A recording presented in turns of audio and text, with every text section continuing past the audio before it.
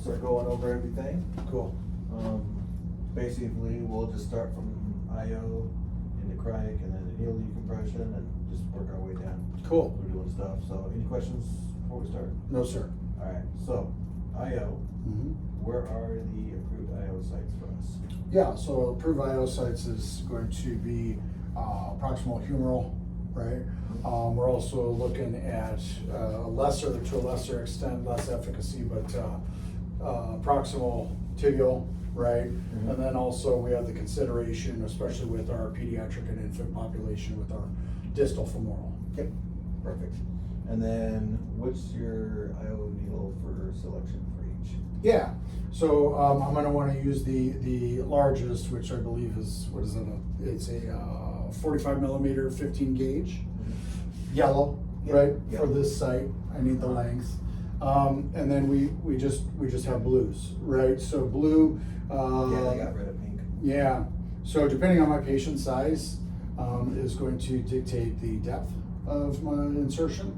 Okay. Right, if it's a pediatric or infant patient, I'm not gonna need even really half of that length, really. And it's very fragile, we don't wanna go all the way through, which is common. Right. So, slow, purposeful movements. Okay, cool. So what's your angle on? Yeah, your so there? my angle on my, my proximal humeral head here, my angle is gonna be at a, angle that allows for a flat seating of the hub against the skin without twisting. Yeah, so So- some people say 45 degree, 90 degrees to the plane. Mhm. So yeah, like you're saying, it's a rounded. Mm-hmm. So where you're gonna hit on the round, you wanna be 90 degrees too, Mhm. which will look like a 45 degree angle. Mhm. But yeah, just as long as you know you're hitting the top of the head of the humeral head there, shoulder. Mhm. And how do you find it? Yeah, so by palpation, I'm going to be assessing the site for the rigid humeral head, Right. and I know that it's in the same general vicinity for all for most people that weren't born with a defect. So it's going to be right about here, and I'm going to palpate it, and it will be easy to find landmark. Okay, cool. So we're talking about depth. One thing I do want to notice or note is that when you do put the needles in, Mm-hmm. you have the black lines. Mm-hmm. So even specifically with the younger ones, these kids, the smaller, the blue ones. Mm-hmm. So when you go to insert, you find your landmark, push in, push down to hit the bone. When you hit the tip of the bone, you stop. If you don't have at least one of the black lines showing, then you need to get the larger size. You don't have a big Yeah, enough. because you're not gonna have enough tail to actually make it into the bone. Mhm. So even if you're doing like the thigh, Mhm. and you go in and you don't have anything showing of the blue, then just go up to the yellow. Mhm. So any questions on that? No, that's actually good. I haven't heard that one before. That's good. Yeah. Steve, I've never seen this, but it just occurred to me that it is possible. Have you ever inserted an IO into the skin without the drill attached? Have you ever by hand? Oh, you mean Because- hand cranking? Well, no, not the old Jim Sheedy's, but to insert it. But these ones, yeah. Yeah. I have not done that, but you can actually take it. Just I've- pop it in. I haven't done it on an actual patient, but I've practiced it. Like we get the chicken bones, stuff like that. Mhm.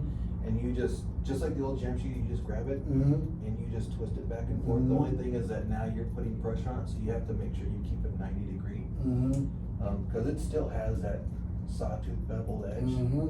so it'll still dig Mm-hmm. as you're doing it. It just won't be as fast because you're not spinning it as fast as Black & Decker. Right. Totally. So you can do that, and you can pop in the same way, and then once you pop it through, everything's the same. You just take the bevel out, Mm-hmm. hook it up. So Off to the races. Yep. Seat, put a nice dressing or the whatever we call them. yep. So when flushing this, Mm-hmm. how do you flush it, and how much lidocaine do you give? Yeah. So it all depends again on patient size and age, right? Right. But three mLs for an adult, 1 ml of lidocaine, but enough to break through into that marrow and enough to draw back and see that marrow presenting, to indicate that you're in there. Right. I wanna say it's not nearly as large amount as we used to always do. Right. We used to just flush 10 mLs, boom, boom, boom, maybe 10 mLs of lidocaine. That's not what we do here. Right, so the actual dose is 20 to 40 milligrams of lidocaine. 20 or 40. There's 100 in a syringe, Uh-huh. so I 2 think to 3. It's a 5 ml syringe, but it's smaller. Okay. So 5 would be 20, or 1 would be 20. Right. So yeah, 1 to 2 mLs. 1 to 2 would be ml. 20 to 40. And then the pediatric dose, I believe, is 5 milligrams. 5 milligrams per kilogram? kilo. Yeah, that sounds right. And then whatever that works out to be in mLs. Yeah. Yeah. Yeah, it's like 5 milligrams a kilogram, and then that's what you flush Right. for lidocaine. Yeah. So, Yeah. and then don't have, yeah, it is right there. So also too, the one thing you wanna keep in consideration Mm-hmm. is when you're doing your stabilization, Mm-hmm.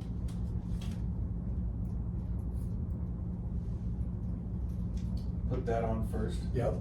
Because once you put the tubing on there, then you'll have to feed this on it. It makes it a little bit hard, so Mhm. put this on before you do your stabilization, or Right. before you do your. I never recap. Pigtail or whatever. Yeah, totally. So, Cool. any questions on that? No, that's good. That's what that's what I've been doing. You know what I mean? Like cause you're like, dang it, now I can't, hold on, I gotta, and then if you, God forbid, you waste one of those and you gotta find it, you know what I mean? It's Right. just a pain in the rear that you wanna avoid. Oh, yeah. It is a pain in the butt. I mean, and if you don't have another one, Mm-hmm. I mean, you can go old school, Mm-hmm. take some 4x4s or a couple Curlexes, pad it up, Mm-hmm. because it'll still be sticking out. Mhm. So you can pad the sides and tape it up, and that'll give you your stabilization. It just Mhm. won't be as manufactured as the actual thing for it. So, Right, right. So any questions on IO? One question that I was kicking around, Steve, I've heard talk, and this is something that interests me because we move our patients. Right.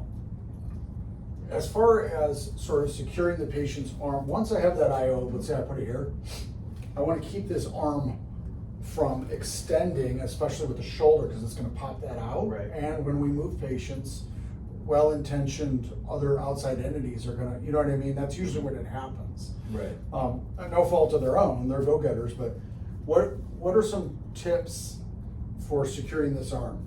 I was thinking about it having to like put something around, but that would require me to get to their back. You know what I mean? Which is often not possible, particularly if I'm starting an IO, you know what I mean? Right. What are some other pro tips? You know? So, a couple things. Obviously, this patient's probably going to be unconscious. Mhm. But a lot of times too is, like you said, the one spot that they always tell you is bring it up here, put it across their abdomen, and that brings it forward. Mhm. I was also taught also to take their arm and rotate it inward. That also brings it forward. So if you're going to do that, Mhm. you know, if you have the guy laying down flat like that, Mhm.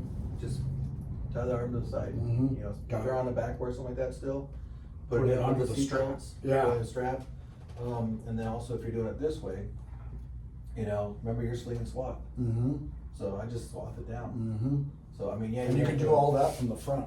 Yeah, I mean, it's like, you remember, you can just feed it underneath the Mhm. small of the back, give it those triangle bandages, Mhm. feed it under, grab a thing, and then you tie On the the arm down. elbow, up and around.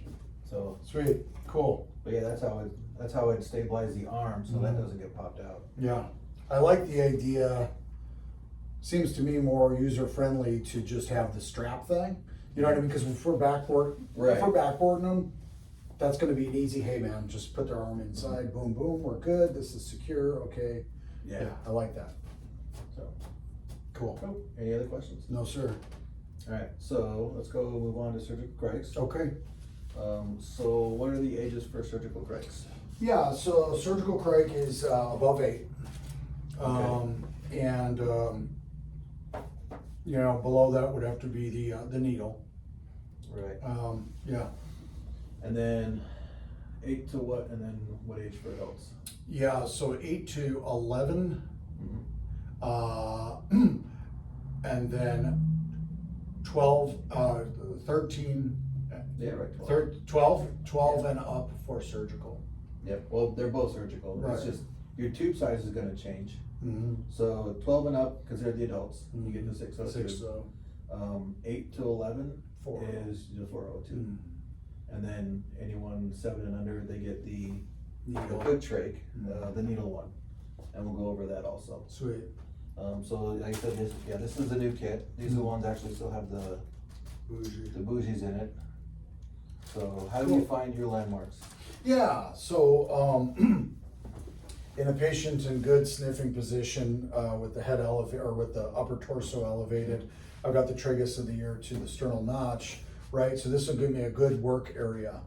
Landmarks I'm looking for, excuse me, is I want to use the handshake, right? And I can identify the trachea, right? And the other,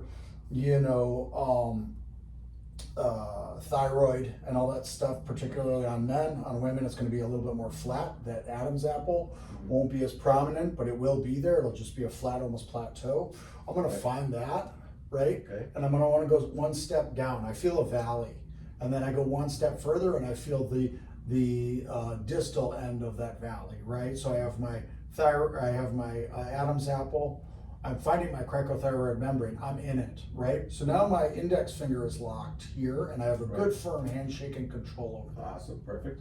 Mm-hmm. And then, so you cleaned it up, you found your spot, Mhm. stuff like that.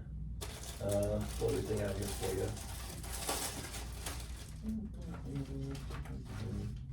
And that's the 402. That's the 4, Actually, I okay. want to show you this, because this is a little different. I did notice that. So these kits come with this tube here. Mm-hmm. So it's kind of like the Quick Trip where it's already got the tie Mhm. velcroed into it, Nice. but it's not as long as the actual ET tube. Mhm. It's shorter and it's got a little, obviously because it's got the wings on it, Mm-hmm. but it has like the stopper, Yeah, so you can't go too far down. love it. But other than that, it's pretty much, you got your pilot balloon, Mm-hmm. and then Piece of I don't cake. have a Turn it up. syringe. Yeah, it should be one in the airway thing. There's one. Perfect. So, and then the rest of the stuff, like I said, the bougie, scalpel, Mm-hmm. right. Yeah, the adult and the kids one too, so that makes it good. Cool. And then obviously for bleeding. Trauma pad, yeah. Yeah. Cool, you want me to run through real quick? Yep. Okay, so just checking my balloon to make sure that it inflates and it holds air, right? Making sure that as quickly as I can, but effectively using aseptic technique, right? So that means that I'm using the gloves that were provided, the sterile gloves. It means that I'm using betadine or some other type of hardcore cleaner to clean, disinfect the area. Even though this is a very clutch procedure, I still have the time to do it right? And so what I'm doing is, now that everything is prepared, everything is within reach, right? The patient, we can't oxygenate, we can't ventilate, right? So there's no real resuscitative measures that are effective. I want to make sure that I have the proper tools for the job. With this, I'm going to, did I break it already? Oh, no. No, I think this part, Oh, there it is, okay. this like comes off for adjustment, Oh, okay, so. right, cool. Velcro.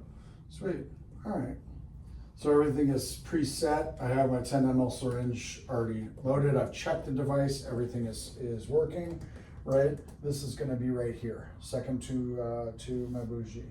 Again, making sure that I have that good cricothyroid handshake. I have identified my landmark, perhaps I have marked it, right?